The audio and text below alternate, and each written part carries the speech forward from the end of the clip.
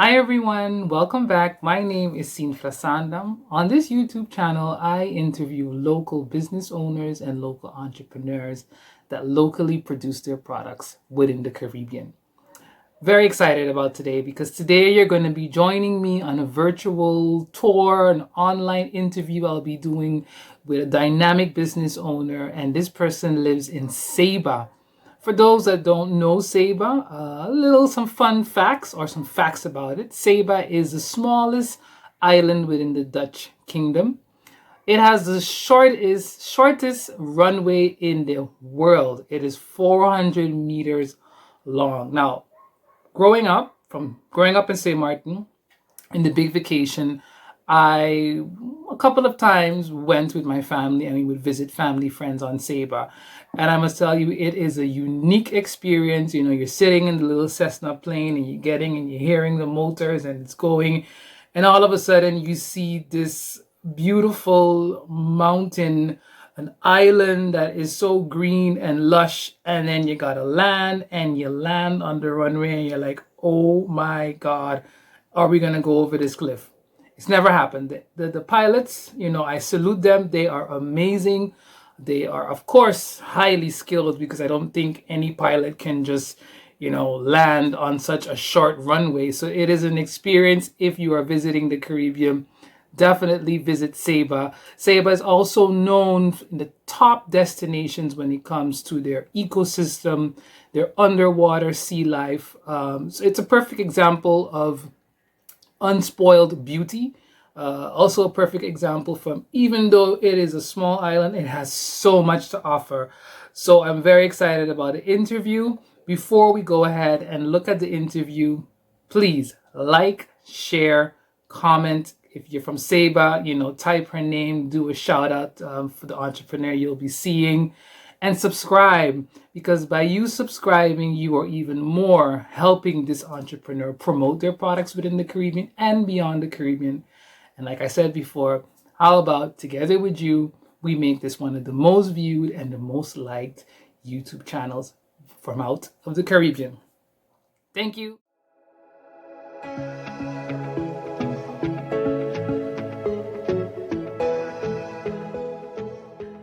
Hi, everyone, and welcome. Today, I will be interviewing an entrepreneur that lives in Saba.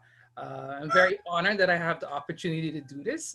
Like I said in my first videos, marketing, one of the greatest marketing tools is word of mouth. So one of my dear friends that lives on Saba, Lisanne Charles, she contacted me with the entrepreneur I will be introducing you today to. Her name is Mare Petit, and she has her own product. I wanted to tell you all about it herself. I'm very excited about this, especially because she locally produces this product on Saba. And often you hear in the Caribbean that people say, well, we can't make our own products, we have to import everything. So she's a great example of doesn't matter how big the island is, how small the island is, you can always make a living with your creativity. So Mare, thank you and welcome. Welcome, Mare. Thank you. Yes, and as they said, that necessity is the mother of all invention. Yes, definitely, definitely. Yes. Now, So when there's a will, there's a way. before I go ahead with the interview, a question that I always ask is, how are you doing? Now, when this question is asked, often people just say, oh, I'm doing okay. But I really want to know, how is Mare doing and how has 2020 been for you? Um, I'm actually doing pretty good. I guess it sounds a little counterintuitive for what's been going on Yeah. for the past 12, 14 months now. Hmm. But I'm reminded every day how blessed and how how blessed I am to be here on Saba. Yeah. And I just open the door in the morning and I just see the beauty of the island. And we have a great community here on the island. Although we haven't had any tourists for the past 12 months, Yeah. because the island has been closed down to tourism. Um, I feel very blessed to be here. Yeah. Because I hear you have an accent. So I am assuming it's French. So tell us a little bit about where you're from and who is Mare. Okay, so I was born and raised in France, Hmm. and I moved away from France at the age of around about 18 years old. Okay. I did a couple of years of training as a chef, for working in catering. Hmm. And when I was about 14, 16 years old, I went to England for like a student exchange week. Hmm. And when I came back to France, I was like, I am going to go back to England and I am going to learn to speak English fluently. Okay. And sure enough, once I actually graduated catering school, I guess that's how we can call it, I Hmm. decided to go back to England so that I could actually improve my English. Yeah. And the idea was for me to be able to go and travel the world. Because I Mhm. figured that, you know, if you're working as a chef, you work in catering and you speak English, you can pretty much go anywhere around the world. Yeah. You have more opportunities. Yeah. Yeah. So I guess they say, you know, man plan and God laugh. Hmm. So I did do a little bit of traveling, but Yeah. somehow things just got kind of a little postponed. Yeah. And then eventually in 2006, I ended up on Saba as a Mhm. scuba diving instructor. So Mhm. from chef to scuba diving instructor, Yeah. completely different. Uh-huh. And I ended up on Saba and I just fell in love with the island. I think that the thing that actually struck me the most when I first arrived on the island was the colors and the Mhm. luminosity as well. Everything was so much brighter, especially when I've just spent 8 years in England, where the weather can be, you know, Yeah. sometimes pretty depressing, where Yeah. the clouds are quite low. Hmm. People can be quite grumpy, and then we reach here on this island, and people think it's like, Fresh air, yeah, blue yeah, yeah, skies, and green. Because yeah, mm-hmm, Saba is a very unique island because you have mm-hmm, everything. You have ecotourism, the underwater, the sea life is amazing. I used to go there when I was younger. I've been a couple of times to Saba, and it's very breathtaking. So I can imagine coming from Europe and coming to the Caribbean. You had the perfect introduction of how beautiful the yep, Caribbean can be. Yeah, back absolutely. to you started off as a chef and then you Mm-hmm. went into scuba diving. What made the switch? I actually found, because I've always kind of wanted to try scuba diving, and I found a flyer in the town where I used to live in England, and I'm like, okay, well, you know, I've always wanted to do it. I've got the time. Yeah. Let me just give it a go, and I tried and I got hooked, and Yeah. so I basically went through all the different kind of training Mm-hmm. to be able to reach to the point of being an instructor. Mm-hmm. And I'm actually very thankful that I went through all of that training, because without doing this, I don't think I'll ever been able to come to Saba and have the lifestyle that I built myself now. Yeah. And then Marie de Saba was born.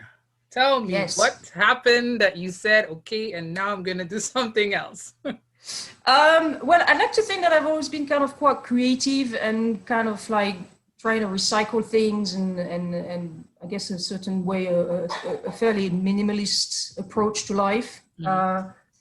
And I started actually the very first pieces that I started to make. I was recycling pieces of copper.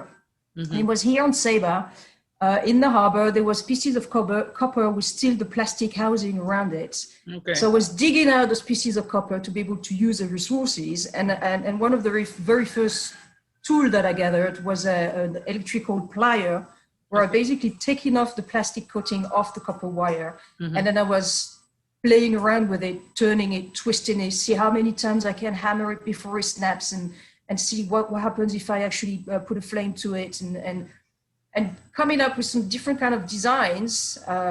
A friend of mine showed me a picture of something that I created over 10 years ago, and it was just like, oh my God, yes, I've evolved so much since then. And then the first few pieces that I've actually made, I actually got a very good encouragement from the community, from the support Okay. group that I have around me. Yeah. And Yeah. the friends. That's one of the beauty of Saba, is the community is just amazing. Anyhow, Yeah. and I'm like, okay, well, I'm getting some good feedback, and you know, of course, I have a lot to learn. Yeah. Let me just try to see what else I can do. And Mm-hmm. so what I've been doing is, over the past 10 years, I've actually been gathering tools and skills that I've acquired either on the internet, Mm-hmm. things that, as I said, it's more like trial and error. And I think this Yeah. is very important as well, that people don't like to fail. And I think this is a very big mistake, because I think failing is a recipe for success, because the more you're gonna fail, the more you're gonna learn, and the better you're gonna go, and I the more you're gonna bloom. fully agree. I think if we all look at our journey in life, sometimes you think, sometimes I wonder if being successful comes without failure, and it doesn't. You have to go through the pain, and you have to feel it. It's the same thing as your body. You have growing pains to actually fully develop. So that is the same with business. So I fully agree, and I can relate. So I gathered the different kind of skills, as I said. So I bought some books, went on the internet. I was lucky enough to travel to the States once to be able to take part into like a couple of friends. We just got together and they showed me some techniques that they have learned. So I was able to here again gather some material, because here on Saba, any kind of material that I want to use, I need to get it imported from the outside. Now, I know it's not 2021, but back then at the beginning when I was learning 10 years ago, the internet wasn't what it is now. No. So for me to gather materials and tools, it was I was very blessed, I guess, to be able to go to the States to get together with the girls. They showed me some different techniques. I was able to be able to gather more material, more books, and equipment. And that kind of like boosted me to be able to actually even create even more and play around with different kind of materials. And as I said, here again, going back to, recycling and minimalist, and being able to figure out what it is that I can actually use here on the island, as I was saying, because it's so difficult for me to get material. So it's just being able to be creative and trying to figure out what you can and can't do. Yeah. So I played around with a lot of different kind of materials. I played around with pieces of sea glass, so which I love the sea glass because you never really know where it comes from. I found it down in the Cove Bay, but you don't really know how long it's been in the sea. It's been tumbling over the years, and getting nice and smooth. Yeah. Exactly. We have as well, here on the island, there's a very strong, of course, the island is being, tied up to the Netherlands. So we have a very big history of different kind of trade that was happening here on the island. And throughout the island, you will find a lot of pieces of shards, pieces of pottery. And I was able to collect some of them and sat down with one of the geologists that we have here on the island. And I showed him the different pieces that I gathered. And some of the pieces dated back from like 1700. He was able to see, depending on the technique that they've used in order to put the design on the pieces of pottery, he was able to date it for me. Okay. So some of the pieces is like, 1725 or things like that. And when did you went through the whole process of trial and error, figuring out that you have a product, and when did you start selling? Did you locally start selling your products, or was your first client, if you can remember, was it a tourist?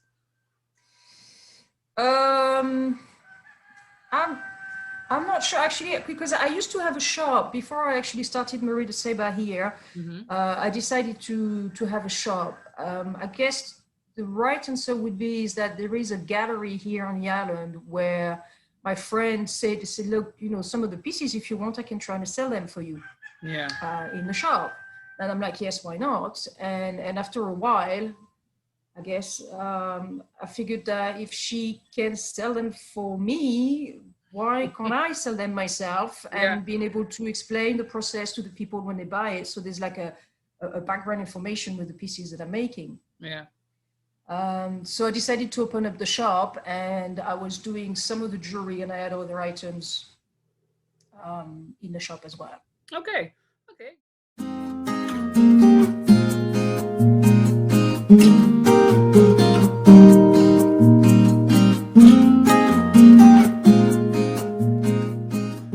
Okay, so Marie, I was reading that your workshop is from home. I'm curious to see some of your pieces. Tell me about them. Yes.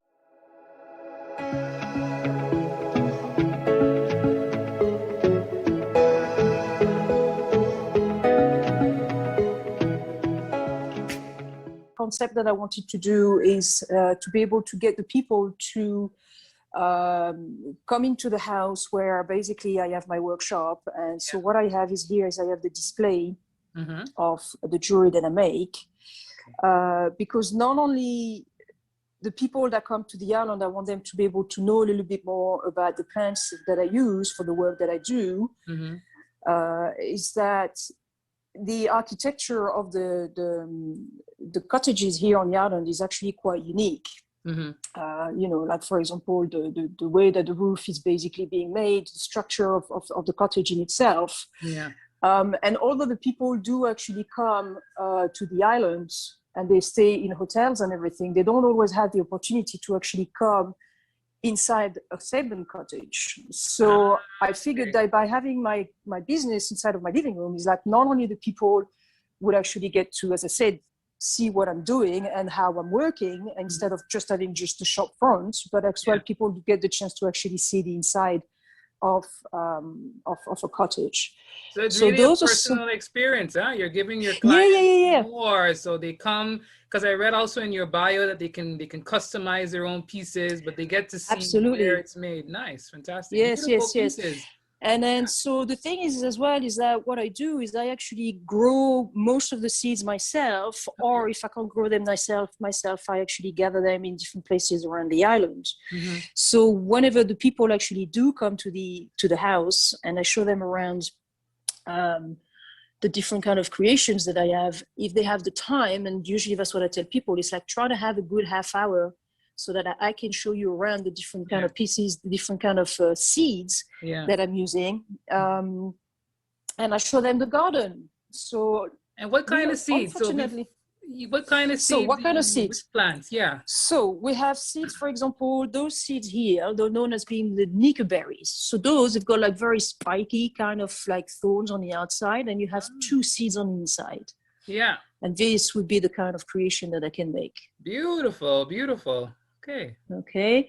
Now we have another one for you that is being in Suriname. You're familiar with. It's called the flamboyant tree. So here on Saba we call it the July tree because the bloom normally the tree very often blooms in July, actually earlier than July. Okay. And the seeds that are on the inside are actually those seeds. And so one of the pieces that I like to make is a bracelet that I've designed. Yeah. Some of the ones that I have, we have the red ones. Those ones actually come from Dominica. Okay. I had the chance to travel to Dominica, called the Pavonina. We have those ones here. We only have a couple of trees here on the island. So even the seed pod itself is actually very pretty, as you can see. Beautiful. Yeah, definitely. And what's cool about those is that they have this fuzzy kind of feel to it. Those are really cool. Those are quite popular. Another one that I've been growing and actually harvested this year. This vine took me about 2 years to be able to get it to give me all of the seeds. I collected those about a month ago. So it grows into a vine, and then the seed pod is actually pretty big. And those are the seeds on the inside. And in here again, to be able to show you, this would be like the kind of creation that I'm making with those. Nice. And how long does it take to make a creation like that, for instance? I think this one took me about 3 days because, you know, we were talking earlier about trial and failure. And, you know, I always make sure that I actually try the piece myself so that I can make sure it's, you know, it's adjusted, that it actually looks nice. And then one of the other things is as well, so the majority of my work is actually one of a kind. Oh, no. And the reason why I do this is because, you know, I believe that everybody is different. That is true. So the piece really says something about, you get the inspiration from the person, and then do you draw the design first, or you just go freehand? No, I just pick up the seed. I figure out which seed it is, and usually the seed talks to me and tells me, "Okay, this is what we're gonna do." I know it might kind of like sound a little bit crazy. No, it's not. Nice, yeah. I just wanted to show you as well. Sometimes I do work with copper. I was telling you this is like one of the copper, the pieces that I'm doing. So just being able to add up some different kind of beads with it. Okay.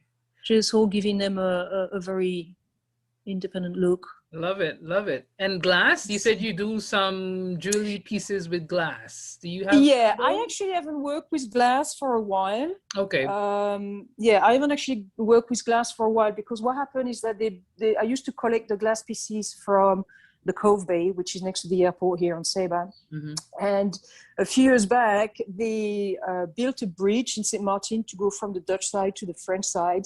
And then when they dredged out the sand, instead of getting the barge to come to Saba being empty, they've actually loaded the sand from St. Martin over here to Saba, and they've used that dredged sand to be able to create some kind of a beach kind of area down in the Cove Bay. So I ended up actually, when I was collecting the pieces of glass, I was just like, well, it's not really Saba. If you know what I mean. It's like, yes, I found it here on the beach, but it's just the sand comes from over there. So you want it to be really unique to Saba. Yeah. So sometimes as well, people ask me, oh, I found that piece of shell, or I got that piece of coral, and it's just like, no. This I'm being very clear with people. It's just I do not use shell and I do not use coral. What I love about your story is that you're on a journey. We go with what comes, and you create what you come in contact with, and you've then been able to make people happy. Your clients, it's something very personal for them, and that's a great story, because that means you'll just do this. Do you see yourself doing this for many, many more years? I hope so. No, I hope so, because I find it extremely rewarding. It's very relaxing as well to be able to do different things, and it's just being able to create things, and for people to come here on the island. I strongly believe that the kind of people that come here on the island have a very a very open-minded people, and very kind of respectful to nature and environment. And this is actually one of the things that I wanted to be able to portray with my work as well, is just being able to use resources that I have locally, instead of having, with all due respect, made in China kind of souvenirs. Made in the Caribbean. Made in the Caribbean. That's what we're going exactly, for. Made in the Caribbean.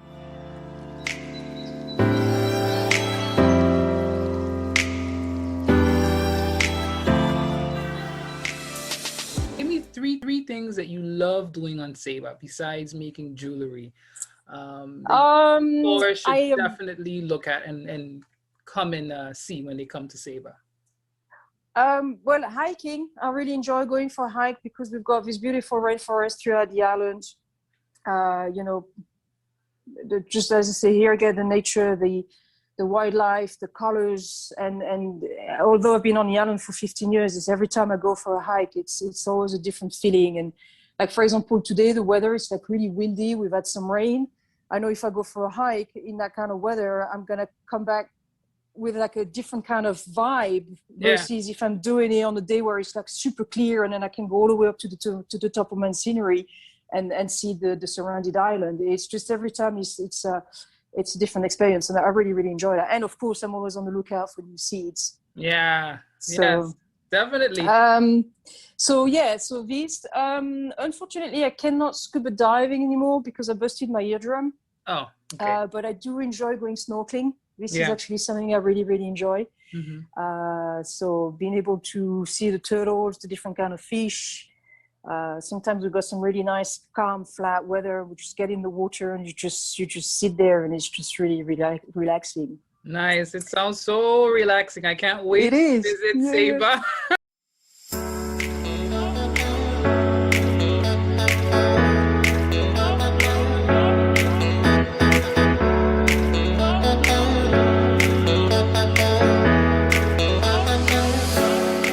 I guess the third thing that I like to do is actually just very simply just go and watch the sunset. Nice. Sometimes it's just those little things that we just forget about or we take for granted. And here again, I've been here for 15 years, and every time it's again the same as hiking. It's a different experience. The colors are always different. There's a cloud that is not there that makes it a different.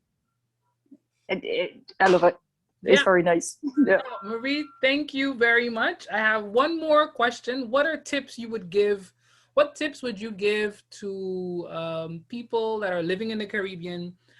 What we've seen in last year in 2020, that a lot of new businesses popped up. It might have been that people were forced to transform. They were forced to actually start doing something out of the box. What tips would you give them?